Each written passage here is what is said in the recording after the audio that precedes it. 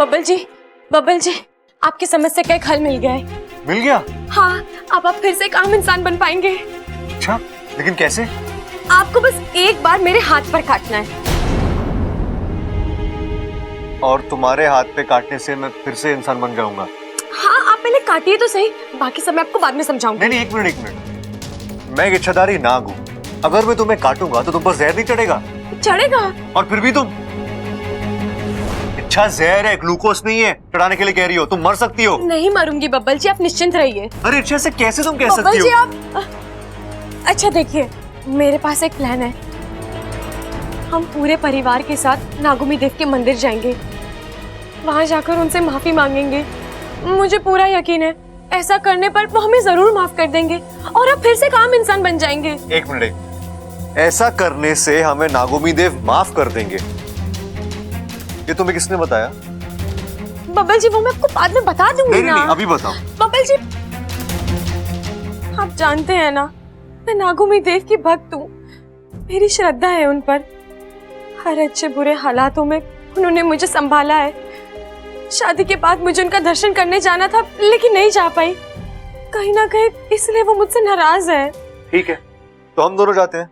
नहीं बब्बल जी, हम सब जाएंगे, वो भी नागुमी देव के मुख्य स्थान पर। और हम बाकी घर वालों से क्या कहेंगे? हम उन्हें क्यों लेके आए हैं? कोई ना कोई बहाना बना लेंगे बब्बल जी। आप वो सब छोड़िए, पहले मेरे हाथ पर काटिए। नहीं, मैं ऐसा नहीं करूंगा। क्यों नहीं करेंगे बब्बल जी? ये करना जरूरी है। आपको मेरी कसम है। मैं ऐसी कोई कसम में नहीं मानता जो तुम्हारी जिंदगी को खतरे में डाल दे। मैं चाहे तो पूरी जिंदगी एक इच्छाधारी नाग बन के रह लूंगा, लेकिन तुम्हारे साथ कुछ गलत हो नहीं, मुझसे बर्दाश्त नहीं होगा। मुझसे भी आपकी हालत देखी नहीं जा रही बब्बल जी, इसलिए कह रही हूँ, मान लीजिए मेरी बात। नहीं, कभी नहीं।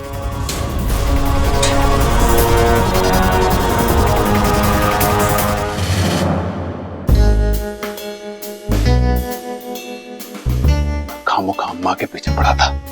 वो तो बेचारी शादी करके दूसरे घर से इस घर में आई है।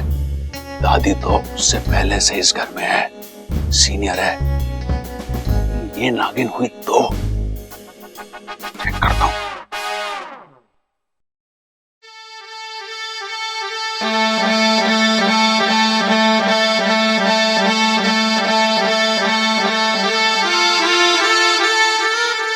अरे ये भोपू कौन बजा रहा है? असर हो रहा है प्रबल, असर हो रहा है। तू इधर आ। अरे मेरे कानों पे अत्याचार क्यों कर रहा है तू? अत्याचार ना दादी, जांच कर रहा हूँ, जांच। जांच? कैसी जांच? अरे दादी, मैं ये देख रहा हूँ कि इस बीन की आवाज पे तुझ पे कोई असर होता है या नहीं। मेरा मतलब है कहीं तू वो इच्छाधारी नागिन तो ना है जो। दादी को नागिन बोल रहा है? शर्म नहीं आती तुझे? दादी बस एक बार चेक करने दे, मुझे तसल्ली हो जाएगी कि तू नागिन है या नहीं। दादी थप्पड़ मारने से पहले पूरी बात तो सुन ले। बोल, क्या बोलना चाहता है तू? बोल। ना दादी, आज ना, कल बताऊंगा, कल।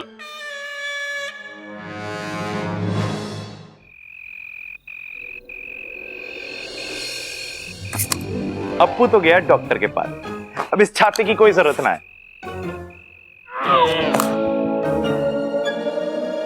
सुबह इच्छा के चक्कर में बात अधूरी रह गई। अब अच्छा मौका है, सबल की परीक्षा लेकर देखता हूं कि ये इच्छाधारी नाग है कि नहीं।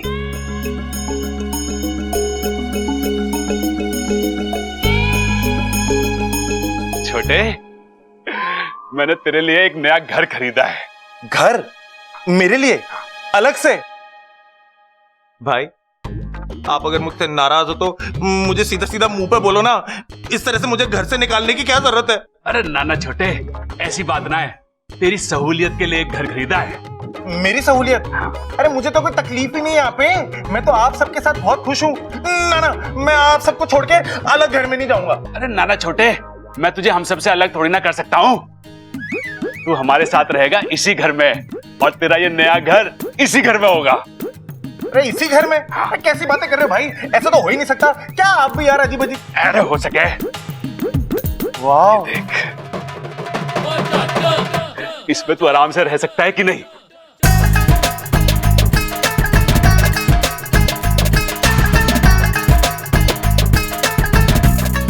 चंदन भाई, चंदन की खुशबू ही तो मेरी कमजोरी है। तुझे पसंद आ रहा है ये घर? छोटे, अब एक काम कर, तू इसमें बैठ जा और चिंता मत कर, मैं ये बात किसी से नहीं कहूंगा। क्या नहीं बताओगे? अरे यही कि तू दो दो रूप ले सकता है। थैंक यू भाई, आप अपनी आंखें बंद कर लो, मैं अपने नए घर में चला जाता हूँ, ठीक है? हाँ, आंखें बंद ठीक करो है। करो करो करो। अब खोलो। छोटे, अरे छोटे, कहाँ है तू छोटे? भाई मैं बक्से में हूँ, अपने नए घर के अंदर। ओ, अच्छा, कैसा लग रहा है? तू खुश तो है ना? हाँ भाई, मैं बहुत खुश हूँ, बहुत सारी जगह है यहाँ पे, बहुत मजा आ रहा है, मन कर रहा है पूरे दिन यहीं पे रहूं बस मैं अपने नए घर में। इसका मतलब सबल भी इच्छाधारी नाग है और मुझे आज तक पता ही नहीं था। हे भगवान, हमारा घर नागों से भरा हुआ है। दूध पिएगा? दूध इस वक्त? अरे छोटे, तेरे अंदर गायब होने की भी शक्ति है। तू कब इस बक्से से पलंग के नीचे चला गया? क्या भाई आप भी, मैं तो इस बक्से के अंदर था ही नहीं, मैं तो तब से तखत के नीचे था। आपने मजाक करा ना, तो मैंने तो थोड़ी सी मस्ती मैं भी कर लूं आपके साथ। लेकिन तू तो इसमें, अरे क्या भाई, मुझे एक बात समझ में नहीं आती, हर बार इतने अजीब अजीब से मजाक लाते कहां से हो आप?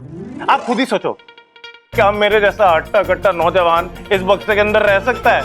इसमें तो मेरी खुराक भी ना है। हंस रहे हो? लगता है सबल इच्छाधारी नाग नहीं है। चलो अच्छा है, मेरा एक भाई तो पूरा इंसान है।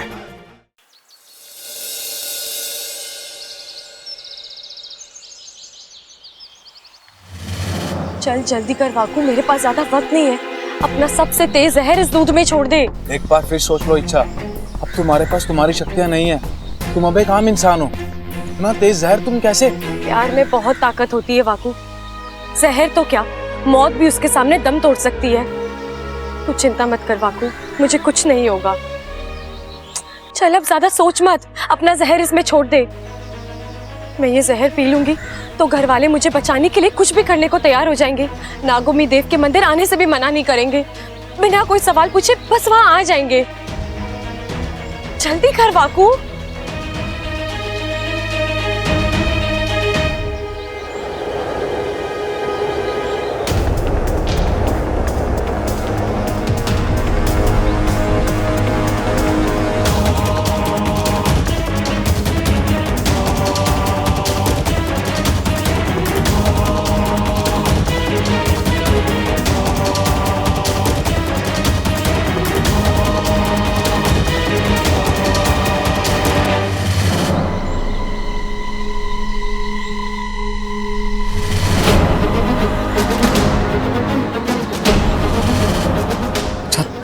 ठीक हो? मैं ठीक हूँ वाकू।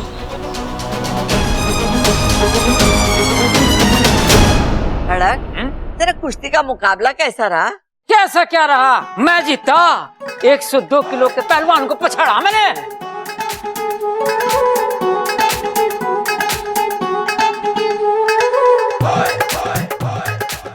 क्या हो गया भाई, ऐसे क्यों देख रहा? अपने बाप को कभी पहले ना देखा क्या तूने? एक नई नजर से देख रहा हूँ पिताजी। अच्छा, जरा मैंने भी तो बता, तेरी नई नजर में कौन हूँ मैं? नाग। नाग? अपने बाप को नाग कह रहा तू? तो फिर शुरू हो गया? गुरु, अरे नाना, आप सब बड़ों के होते हुए मैं गुरु कैसे बन सकता हूँ? मैं तो छोटा ही भला हूँ, मैं तो बस। भाई गुरु नहीं, शुरू शुरू। खड़क, इन दोनों को चुप करा वरना मैं तेरा सर फोड़ दूंगी। अरे भाई चुप हो जाओ, वरना तुम्हारे चक्कर में हमारा सर फूट जाएगा। चुप हो जाओ, चुप हो जाओ। ए माँ, ये इच्छा कहाँ है, दिखाई नहीं दे रही? किसी काम से बाहर गई है, आती होगी। अच्छा अच्छा। अरे भाभी, अरे मेरा दूध नहीं आया, गर्म नहीं हुआ क्या अभी तक? लाई चाय हाँ दे, ये लो। अरे ये छोरी इसी घर की सैके।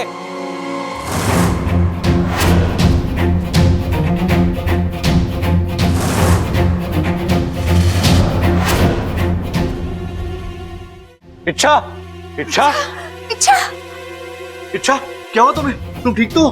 भाई साहब इसे हुआ क्या?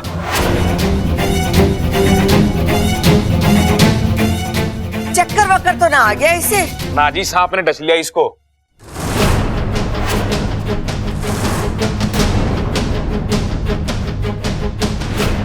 सांप ने?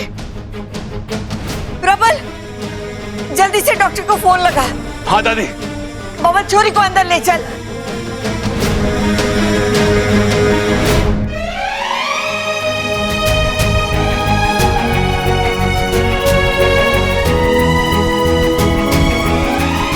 छोरा, जो तूने हमारी छोरी के साथ किया, उसका धन्यवाद करने के लिए हमारे पास तो शब्द ही ना है। अरे नाजी ना, इसकी कोई जरूरत ना है, बस आप लड़की का ध्यान रखना। चलता हूँ मैं, नमस्ते।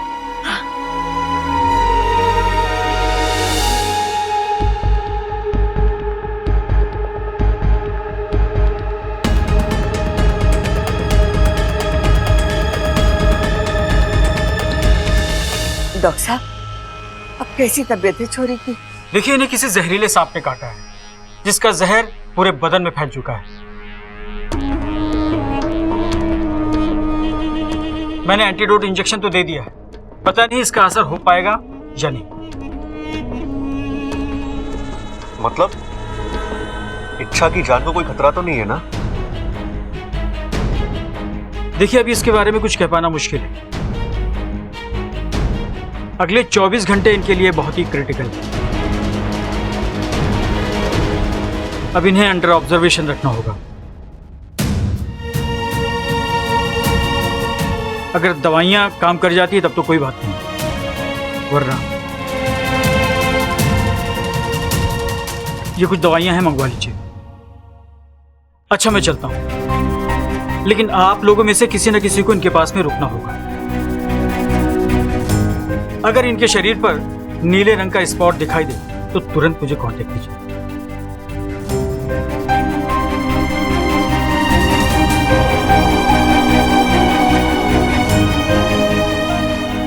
सबल, ये दवाई लानी है सबल। चल चल। डॉक्टर साहब, ऐसी कोई दवा ना है जिसको देने से जिस्म का पूरा जहर निकल जाए और इच्छा बच जाए। देखिए, इसीलिए मैंने उनका ब्लड सैंपल ले लिया है, जिसे लैब में भेजकर तुरंत रिपोर्ट मंगवा लेता हूँ, जिससे हमें ये पता चल जाएगा कि किस किस्म का जहर है और कौन सी दवाई देना है। आप कुछ भी करिए डॉक्टर साहब, मेरी बहू को अच्छा कर दीजिए। देखिए, आप फिक्र मत कीजिए, मैं अपनी ओर से पूरी कोशिश करूंगा और आई होप कि वो बिल्कुल ठीक हो जाए।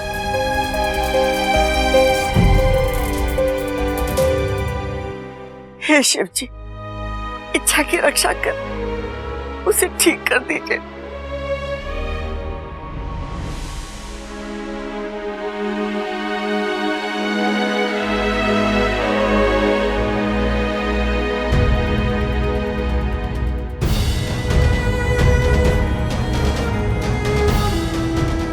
कर ली अपनी मनमानी। हमेशा ऐसे ही करती हो तुम, हमेशा मेरे लिए अपनी जिंदगी खतरे में डाल देती हो। तुम जरा भी नहीं सोचती कि मेरा क्या होगा? हाँ, इच्छा अगर तुम्हें कुछ हो गया ना तो तुम नहीं जानती, मैं जी नहीं पाऊंगा। इच्छा, ऐसे कैसे नहीं जी पाएंगे? आप एक आम इंसान की जिंदगी जी पाए, तभी तो ये जद्दोजहद की है मैंने।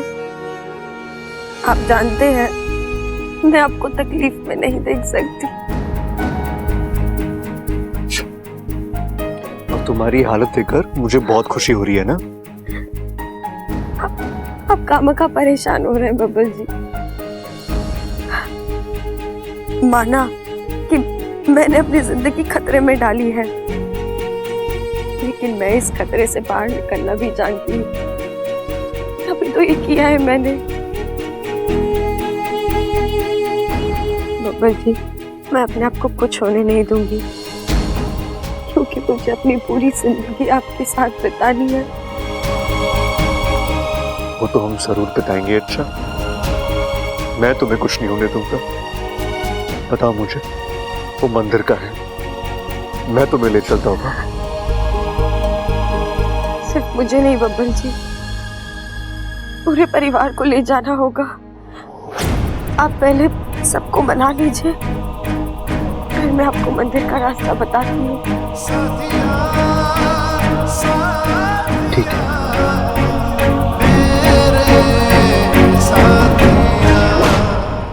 दादी, चाची ठीक तो हो जाएगी ना? हाँ छोरा, जरूर ठीक हो जाएगी। बबल, इच्छा की तबीयत कैसी है? जैसी थी वैसी है दादी। अरे छोरे, तू चिंता मत कर। डॉक्टर साहब इच्छा का ब्लड सैंपल लेकर गए हैं ना, वो टेस्ट करके तय करेंगे कि इच्छा को कौन सी दवाई देनी है और कैसा ट्रीटमेंट देना है भाई? पिताजी, डॉक्टर को अपने हिसाब से इलाज करने दीजिए, लेकिन इच्छा खुद भी इस बीमारी का एक इलाज जानती है और उसे पक्का यकीन है कि वो उस इलाज से ठीक हो जाएगी। तो बता ना छोरा, किस बात की देर कर रहा है? इच्छा को ठीक करने के लिए हम कुछ भी कर सकते हैं। दादी, इच्छा कह रही थी कि हम सबको एक साथ नागोमी देव के मंदिर जाके उनसे प्रार्थना करनी होगी।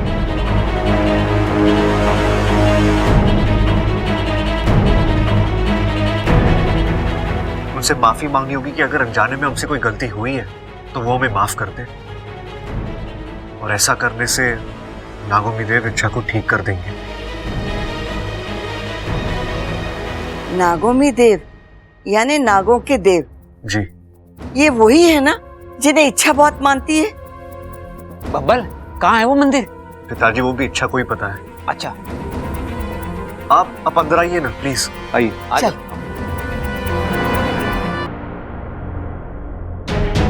इच्छा, इच्छा,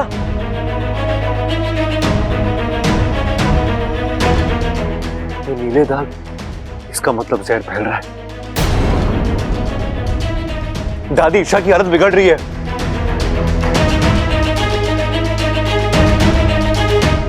इच्छा में दादी, हमारी आवाज सुनाई दे रही है ना छोरी? देख छोरी, जो तारी श्रद्धा वो हमारी श्रद्धा। तो बता दे, वो मंदिर कहाँ है? हम सब तेरे साथ चलेंगे वहां।